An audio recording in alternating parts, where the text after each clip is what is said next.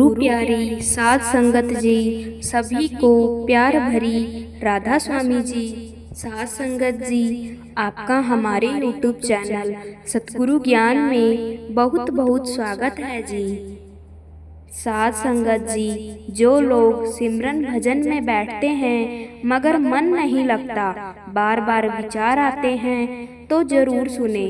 सिमरन भजन में बैठते तो हैं मगर मन नहीं लगता है, मन में बार बार अलग अलग तरह के विचार आते रहते हैं। तो साध संगत जी, अगर आज का यह सत्संग आप सभी को भजन सिमरन करने में बहुत ही प्रेरित करेगा, इसीलिए इसे ध्यान से सुनना और पूरा जरूर सुनना। साध संगत जी, सतगुरु जी ऐसे ही संगत में बैठे हुए थे, संगत से कुछ बातें कर रहे थे और सतगुरु जी बहुत ही ज़्यादा खुश दिखाई दे रहे थे और संगत भी उनके दिव्य स्वरूप को देखकर बहुत आनंदित हो रही थी और अपने अपने प्रश्न उनके आगे रखकर उनसे सवाल पूछ रही थी। कोई कुछ पूछ रहा था, कोई कुछ पूछ रहा था, कोई नाम के सिमरन के बारे में पूछ रहा था, कोई अपने काम धंधे के बारे में पूछ रहा था। मगर जैसे कि आप जानते हैं कि जो पूर्ण संत महात्मा होते हैं वह दुनिया की बातों से ज़्यादा रुचि नहीं रखते हैं, बस सबसे ज़्यादा महत्व संत मंत को देते हैं, रूहानियत को देते हैं। तो जो संगत अपने नाम के सिमरन के बारे में, अपने अभ्यास के बारे में सतगुरु से सवाल पूछ रही थी, तो सतगुरु उनके उत्तर बहुत ही प्यार और प्रेम के साथ अच्छी तरह से दे रहे थे। मगर हमारे में से ही कुछ ऐसे भी लोग होते हैं जिनका रूहानियत की तरफ ध्यान कम ही होता है, सिमरन भजन को समय नहीं दे पाते हैं और दुनिया की तरफ उनका ध्यान ज़्यादा होता है, अपने कारोबार में ज़्यादा ध्यान देते हैं। रूहानियत को और नाम के सिमरन भजन को तो वह लोग कारा ही समझते हैं। तो उस समय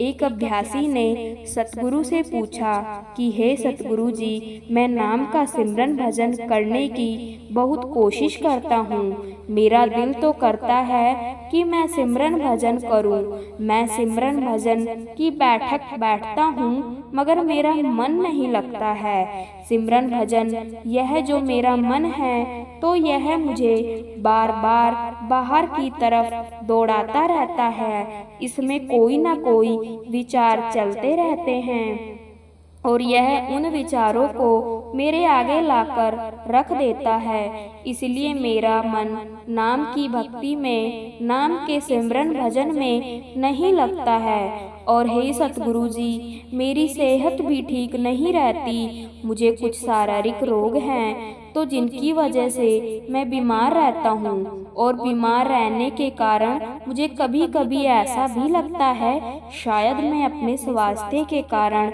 नाम के सिमरन भजन में मन नहीं लगा पाता हूँ। इसलिए हे सतगुरु जी, कृपा करके मेरी यह शंका दूर कीजिए कि मेरा मन नाम के सिमरन भजन में क्यों नहीं लगता है, इसमें इतने विचार, इतने ख्याल क्यों आते हैं। और यह विचार तभी आते हैं जब मैं सिमरन भजन पर बैठता हूँ, नाम की भक्ति करने बैठता हूँ, तो यह विचार एक सिनेमा की स्क्रीन की तरह मेरे दिमाग में चलने लग जाते हैं। तो मैं इनमें जूझता रहता हूँ, इनको हटाने में लगा रहता हूँ। और हे सतगुरु जी, मैं जितना इनको हटाने की कोशिश करता हूँ तो यह और बढ़ते रहते हैं और बढ़ जाते हैं, और जिनसे मुझे बहुत परेशानी होती है और मेरा नाम का सिमरन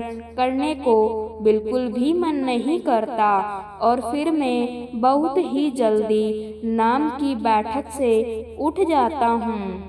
फिर सतगुरु ने सारी बात सुनकर फिर कहा कि हमें नाम का सिमरन भजन रोजाना करना है और बिना नागा करना है, फिर चाहे कुछ भी हो जाए। चाहे कोई भी ज़रूरी काम आ जाए, हमें एक समय फिक्स कर लेना है जिस समय हमें नाम के सिमरन पर बैठना है। और फिर जैसे जैसे हम फिक्स किए गए समय पर नाम के सिमरन की बैठक पर बैठना शुरू कर देंगे तो फिर यह मन अपने आप लगना शुरू हो जाएगा। इसलिए हमें एक समय तय कर लेना है कि मुझे इस समय पर नाम का सिमरन भजन पर बैठ जाना है और नाम का सिमरन करना है। और फिर देखना धीरे धीरे मन उस आदत में ढलना शुरू हो जाएगा, यानी कि मन नाम के सिमरन में लगना शुरू हो जाएगा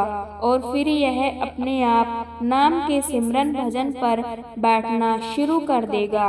इसलिए शुरू में बहुत मुश्किलें आती है, तो सबसे पहले हमें यह करना है कि एक समय निर्धारित कर लेना है और फिर जब हम नाम के सिमरन भजन पर बैठ जाएं, तो फिर हमें अपने मन की तरफ ध्यान नहीं देना है, इसको छोड़ देना है।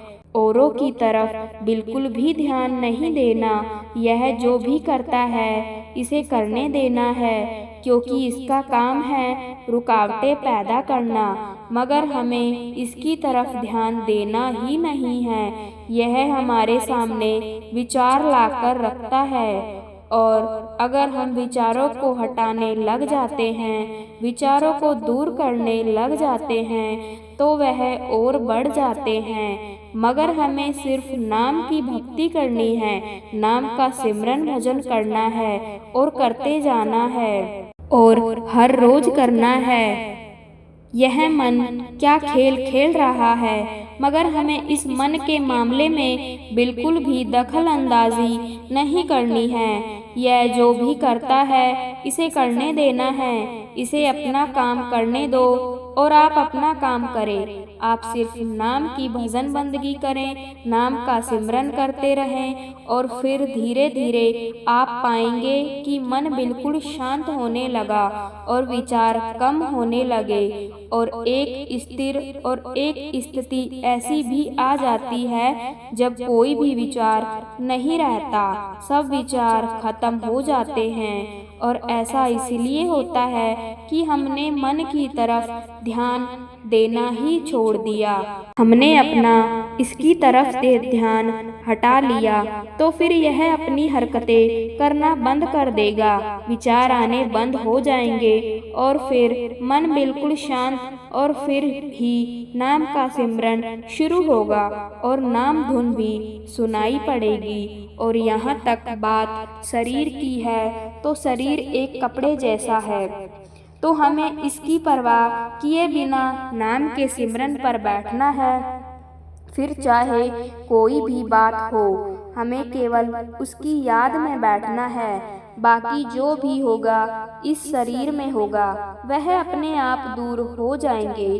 क्योंकि जब हम नाम की भक्ति, नाम की कमाई करना शुरू कर देते हैं तो फिर हमारी पूरी जिम्मेदारी सतगुरु की हो जाती है और फिर परमात्मा रूपी सतगुरु हमारे अंग संग रहते हैं। और जो हमारे दुख हैं, जो हमें दुख आते हैं, तो वह हमारे पिछले जन्म में किए गए कर्म हैं और जिनका हिसाब किताब हमें देना ही पड़ेगा।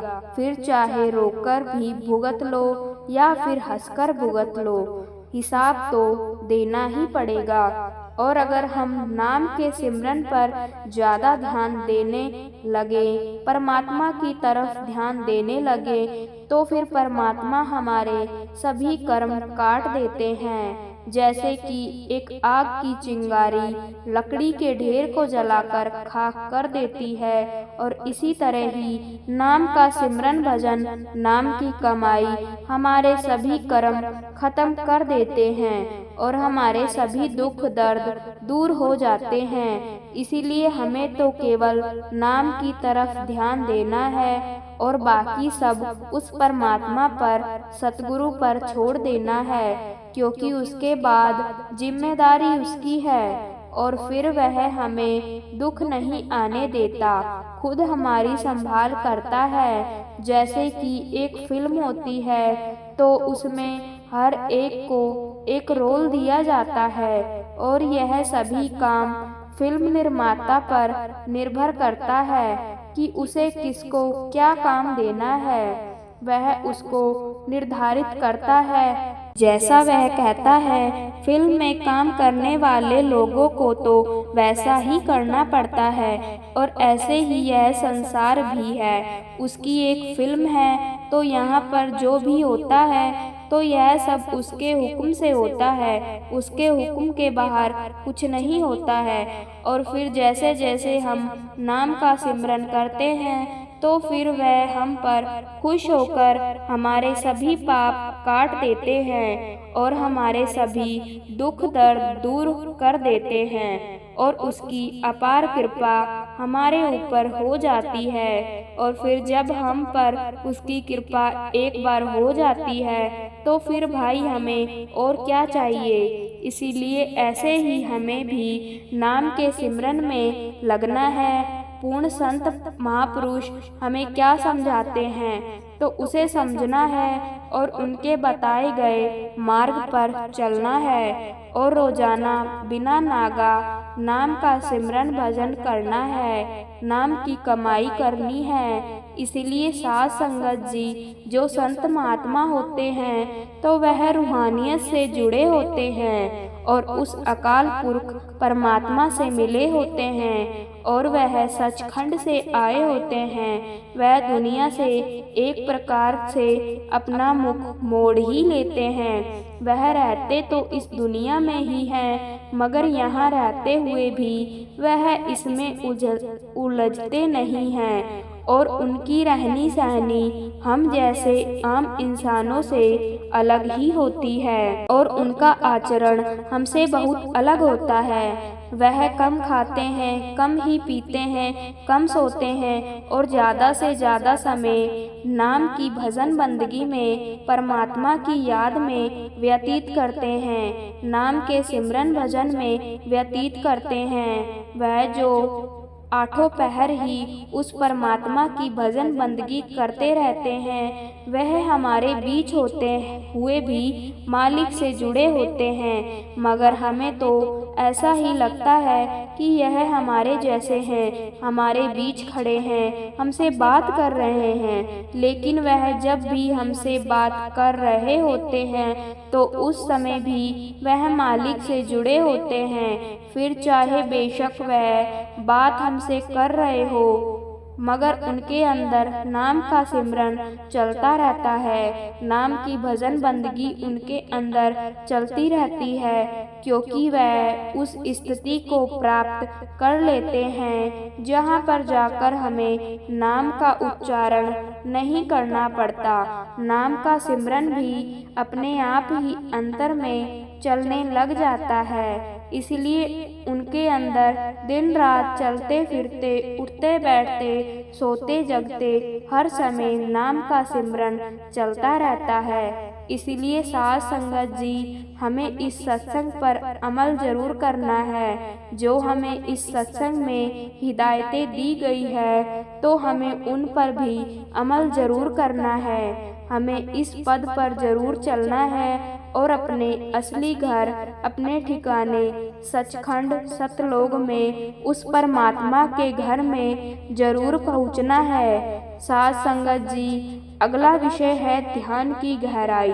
ध्यान की गहराई में इस तरह से उतरे। साध संगत जी हमारा आपसे वादा है कि आप आज ही और अभी मेरे साथ ध्यान की गहराई में उतरेंगे। बहुत बोल लिया हमने कि ध्यान की गहराई में नहीं उतरा जाता, ध्यान की गहराई में प्रवेश नहीं होता। इसलिए आइए हम आपको ध्यान में प्रवेश करने की पहली झलक दिखा रहे हैं, तो ध्यान से सुनना।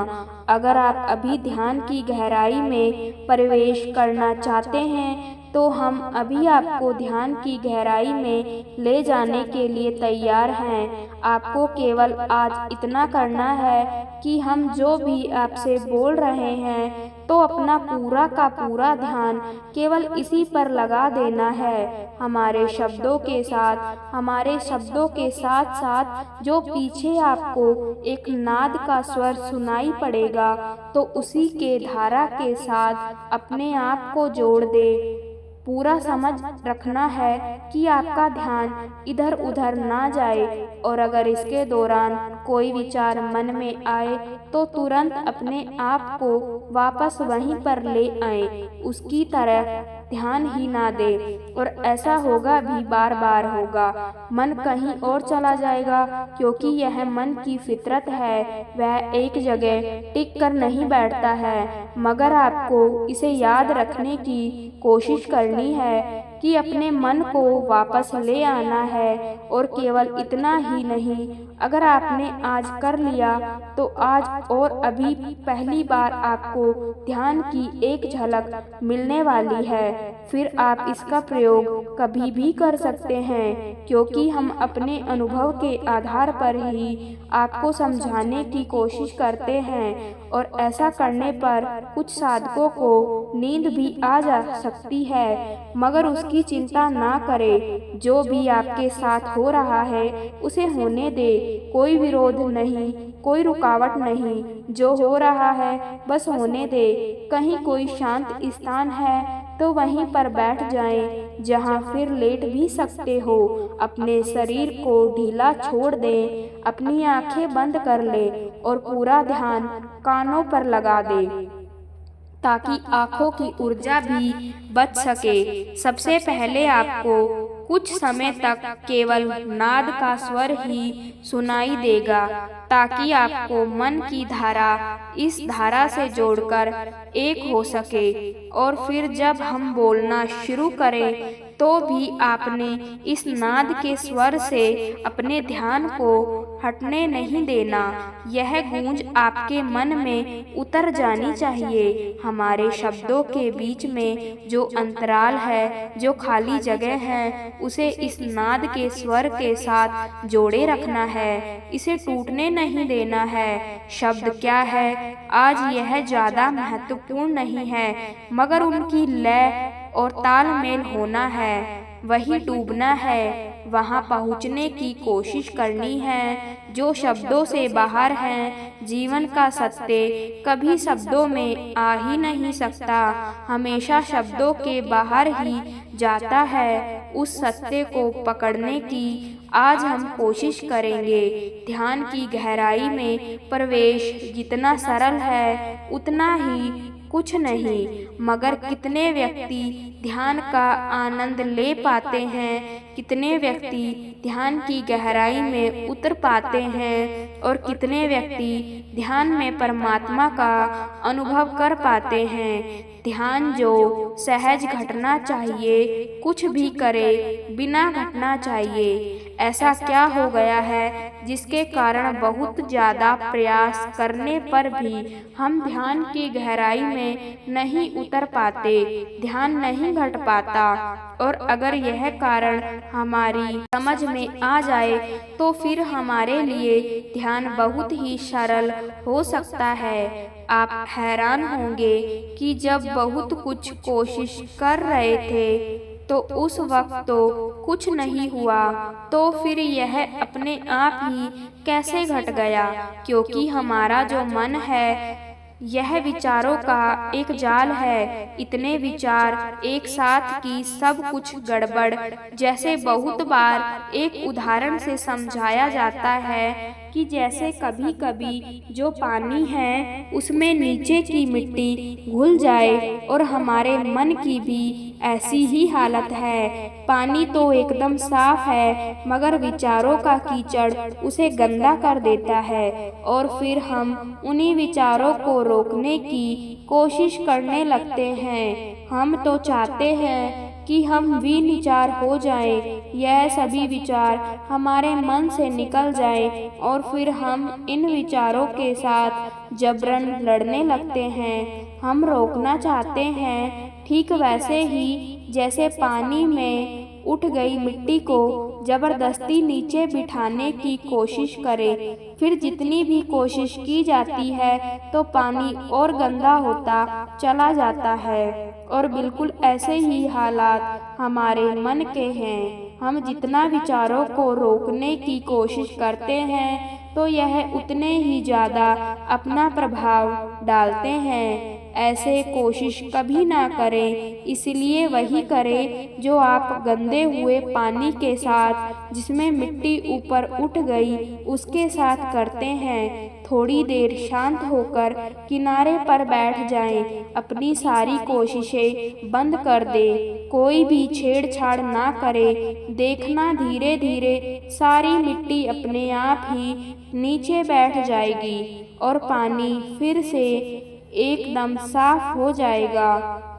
और ऐसे ही धीरे धीरे विचार अपने आप ही शांत होने लगते हैं। आपको केवल देखते रहना है, आप दृष्टा बने रहें, जैसे आप दूर खड़े होकर अपने ही विचारों को देख रहे हैं। अब दूसरे हैं, आप अलग हैं। अब विचार नहीं हैं, बस जो भी हो रहा है उसे निर्विकार देख रहे हैं। और यहाँ भी अक्सर एक गलती हो जाती है। आप अपने विचारों को, चाहे अच्छे विचार या चाहे बुरे विचार, एक ही तरीके से देखने लग जाते हैं। आप अपनी बुद्धि का उपयोग करने लगते हैं।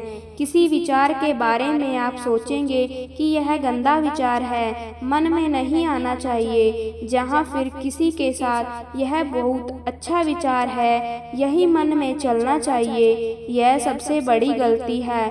तो ऐसा कुछ भी नहीं करना। आपको कोई प्रतिक्रिया नहीं देनी, आपको कुछ लेना देना नहीं। इसीलिए हमने कहा कि आप अलग हैं और विचार अलग हैं। इसे ऐसे नहीं देखना कि यह हमारे विचार हैं, बस केवल यह विचार है और हम केवल देखने वाले हैं। जैसे कभी आप कोई फिल्म देख रहे होते हैं और उस फिल्म की कहानी से आप कहीं ना कहीं अपने आप को जोड़ लेते हैं, मगर यहाँ पर इतना भी नहीं करना।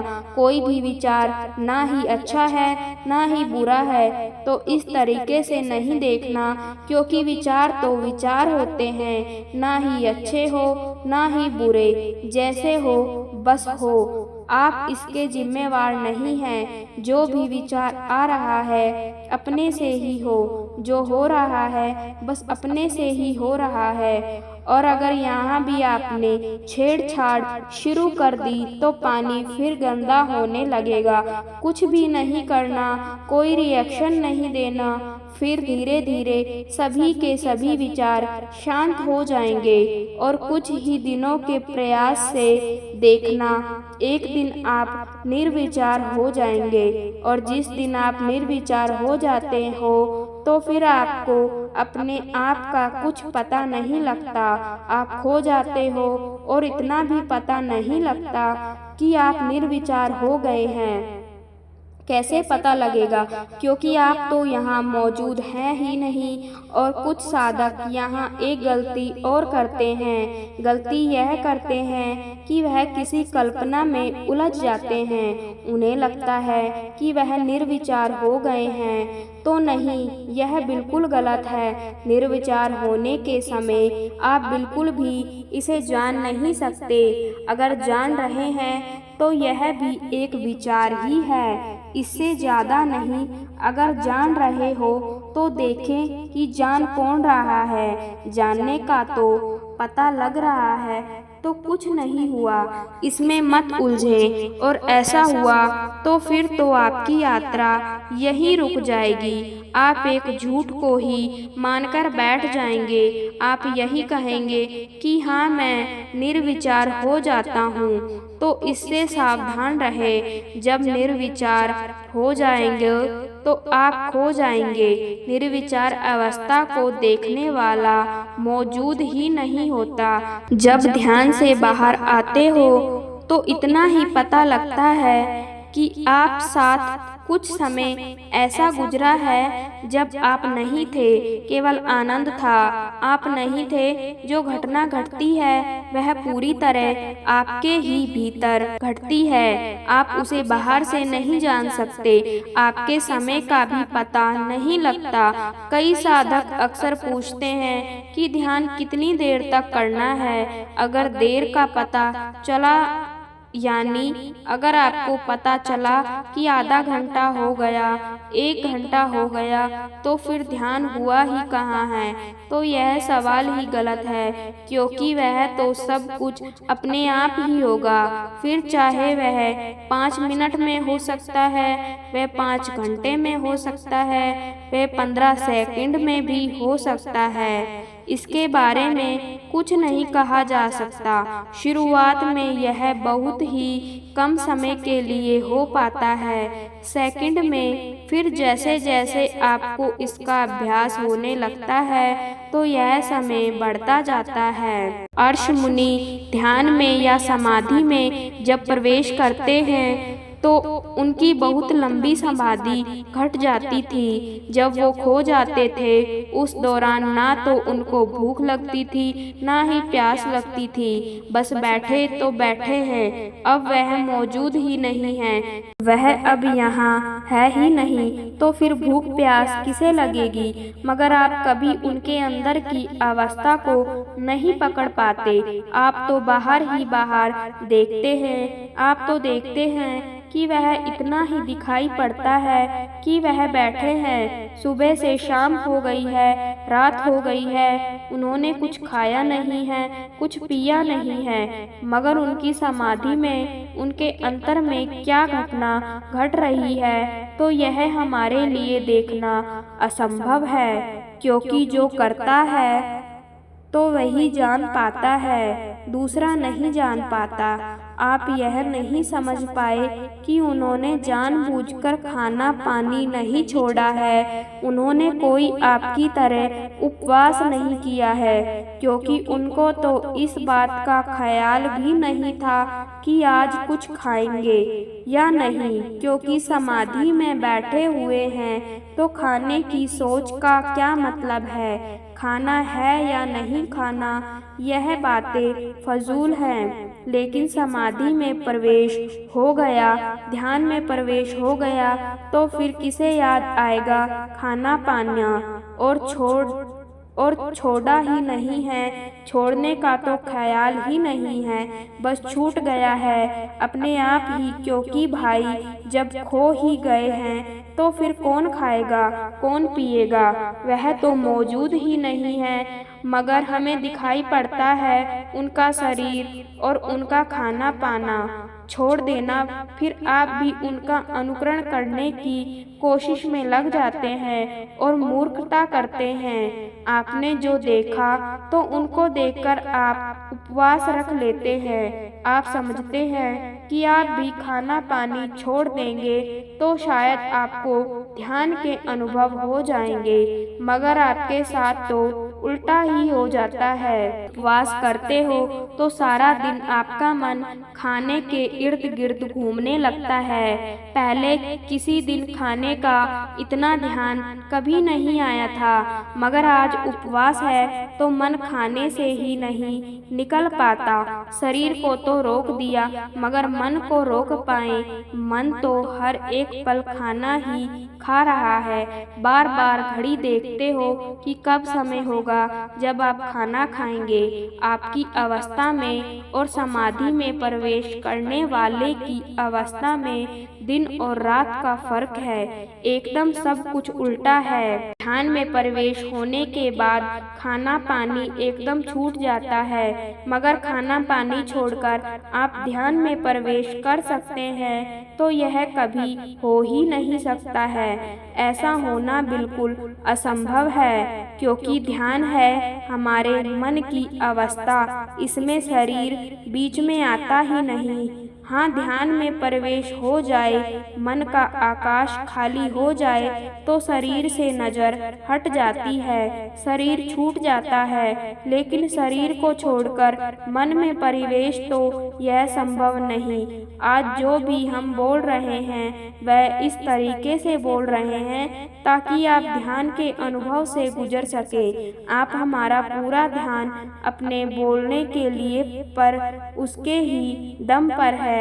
और जो साधक आज यह सुन रहे हैं, अगर उनको थोड़ा भी ध्यान का अनुभव आज होगा तो उन्हें और शब्द सुनने कि बिल्कुल बंद हो जाएंगे। उनको पता ही नहीं चलेगा कि उन्होंने क्या सुना। अगर किसी को लगे कि वह हमारी एक शब्द भी नहीं सुन पाए तो वह पूरी तरह से आज के विषय की लय और ताल के साथ एक हो गए हैं। इसका अर्थ है कि वह ध्यान की गहराई में उतर गए। और अगर बीच में आपको शब्द भी सुनते रहते और आप खो भी जाते हो तो आपको छोटी छोटी ध्यान की झलकियाँ मिली है, तो फिर से आप करें, दोबारा से सुने मगर शब्दों से बाहर हो जाए, शब्द सुनाई देना ही बंद हो जाए। आप एक धारा में बह जाएं, शब्दों में कुछ नहीं रखा, असली अमृत कहीं और है। और इस बात को हम आपको समझा तो नहीं सकते, मगर जो ऐसी अवस्था में गुजर जाता है तो उसे ही सब पता चलता है। कितनी बार सुनना पड़े, आपको उस अवस्था में जाना है जहाँ शब्द सुनाई देने बंद हो जाएं। एक ऐसा स्वर आपके भीतर गूंजने लगे जो कुछ अलग ही है। आप समय से भी बाहर हो जाएं, आपको यह भी पता ना लगे कि कितना समय गुजर गया। और फिर जब आप इससे बाहर आएंगे तो फिर आपको ठीक से समझ आएगी कि हमारा तो किसी और ही दुनिया में कुछ पल के लिए प्रवेश हुआ था। तो भाई, यही है वह सीक्रेट, यही है वह बिंदु जिसे समझना है। और अगर एक बार पकड़ में आ गया तो फिर कभी नहीं छूटता, क्योंकि फिर आप सक्षम हो जाते हैं। किसी भी काम को ध्यान बनाने के लिए रास्ता एक बार मिल जाए तो यात्रा शुरू हो जाती है। और एक बार यात्रा शुरू हो गई तो फिर पीछे मुड़कर देखने की कोई ज़रूरत नहीं। यहाँ से आज आपकी शुरुआत हो सकती है। जिन साधकों के साथ घटना घट जाती है, इसलिए वह पहले तो बार बार इसी का प्रयोग करके इसे पक्का कर ले, ठीक से इसे जान ले और समझ ले। बस फिर आपको किसी से भी कुछ भी पूछने की ज़रूरत नहीं है। आपको मार्ग मिल गया और आप चल दिए और जल्दी ही आप पर पहुंच जाएंगे। साध संगत जी, अगर आपको बाबा जी से प्यार है तो कमेंट में अपने शहर का नाम जरूर लिख दीजिएगा जी। और साध संगत जी, आपको आज का सत्संग अच्छा लगा हो तो वीडियो को लाइक और चैनल को सब्सक्राइब भी जरूर कर दीजिएगा। मैं उम्मीद करती हूँ कि आपको इस सत्संग से बहुत कुछ सीखने को मिला होगा और आपको पता चल गया होगा कि भजन सिमरन करना कितना जरूरी है। तो साध संगत जी, आज का सत्संग यहीं पर समाप्त होता है। राधा स्वामी जी।